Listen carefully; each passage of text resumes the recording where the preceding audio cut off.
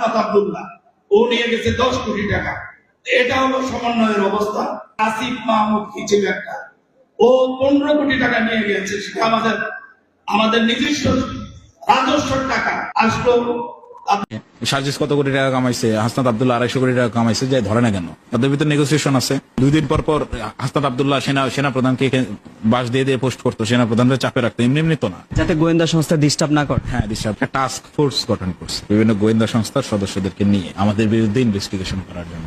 আমার বিরুদ্ধে যখন ইনভেস্টিগেশন করে, 4th দিন আমার খেয়াল আছে কোন একটা গোয়েন্দা সংস্থা, হয়তো বা পিবিআই অথবা ডিজিএফআই, যে কোনো একটা কোন একজন সদস্য উল্টা পুলিশকে ঝাড়ি দিতেছিল যে আপনি কাকে তুলে আনছেন, এর বিরুদ্ধে তো কিছুই পাইলাম না, শুধু 4টা দিন ঘাম ঝরাইলেন না। তো ওনারাই চা খাইতে খাইতে আমাকে দুধ চা আর বিস্কুট খাওয়াইছিল। খাইতে ওনারাই গল্প করতে করতে বলতেছে যে তোমাদের নেতারা কত অ্যামাউন্ট কামাইছে, তাদের বিরুদ্ধে কোনো প্রমাণই নেই, তোমরা কি এক করলা, পচা শামুকে পা কাটলা। বলতে বলতে তারা নামও বলতেছে, যে সার্জিস ভাইয়ের নাম বলছে, যে সার্জিস আলম কত টাকা কামাইছে এখন পর্যন্ত আমরাই হিসাব করতে পারি নাই। হাসনাত ভাইয়ের নাম বলতেছে, যে হাসনাত তো প্রায় 200-250 কোটি কামাই ফেলছে।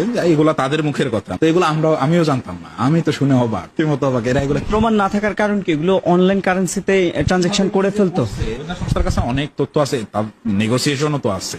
এখন নেগোসিয়েশন না হলে গোয়েন্দা সংস্থা জানে সার্জিস কত কোটি টাকা কামাইছে, হাসনাত আব্দুল্লাহ 250 কোটি টাকা কামাইছে, যে ধরে না কেন? তাদের ভিতরে নেগোসিয়েশন আছে। 2 দিন পর পর হাসনাত আব্দুল্লাহ সেনা প্রধানকে বাস দিয়ে পোস্ট করতো, সেনা প্রধানদের চাপে রাখতো, এমনি তো না, যাতে গোয়েন্দা সংস্থা ডিস্টার্ব না করে। হ্যাঁ, ডিস্টার্ব না করে, এগুলো তো বোঝাই যায়। আবার দর্শক, আপনারা শুনতে পেলেন যে হাসনাত আব্দুল্লাহ 250 কোটি টাকা কামাই করেছে, সেটা গোয়েন্দা সংস্থার ভাষণ, তার সামনে যে গোয়েন্দা সংস্থা আলাপ করেছিল সেখানে এটা পরিষ্কার হয় যে হাসনাত আব্দুল্লাহ 250 কোটি টাকা কামিয়েছে, কিন্তু টাকা কোথায়? এখন আপনারা আমাকে প্রশ্ন করতে পারেন বা জানে আলম অপুকে প্রশ্ন করতে পারেন যে ট্রানজেকশন কোথায়, এই ট্রানজেকশনটা কোথায় সেটা খোঁজাই বাংলাদেশের আইন শৃঙ্খলা বাহিনীর কাজ। কোথায় সে ট্রানজেকশন?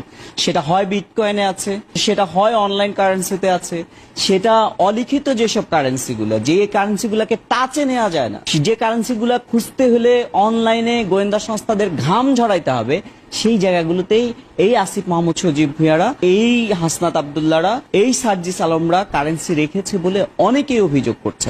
আমরা আরেকটি শুনি জানে আলম অপুর কাছ থেকে। জি, হ্যাঁ, এই যে যেটা বলতেছিলাম, যে দেখা গেছে যে হাসান ভাই পোস্ট দিয়ে সেনা প্রধানকে চাপে ফেলাচ্ছে, তার 1 ঘন্টা পরে আবার সার্জিস ভাই আবার নিজে সেনা প্রধানের সাথে ছবি আপলোড দিচ্ছে, দিয়ে সে একটা মিউচুয়ালে আনতেছে। সে জায়গায় দেখা গেছে সেনা প্রধানের সাথে কথা বলছে, হাসনাত ভাইরাও থামাইছে, যে তুই থাম, আমি দেখতেছি, থামাইতেছি, বিষয়টা নিউট্রাল করতেছি। তারা এরকম করছে। আর মানে সেনা প্রধানকে যতটা উত্তেজিত করেছে তার পেছনে কারণ ছিল নিজেদের অপরাধগুলো ঢাকা। অনেকটা তো হইতেই পারে। সেনা প্রধান তো আমার চোখে দেখা 5 আগস্ট উনি অনেক ভালো ভূমিকা রাখছেন না, তো হইলে তো রাষ্ট্রপতি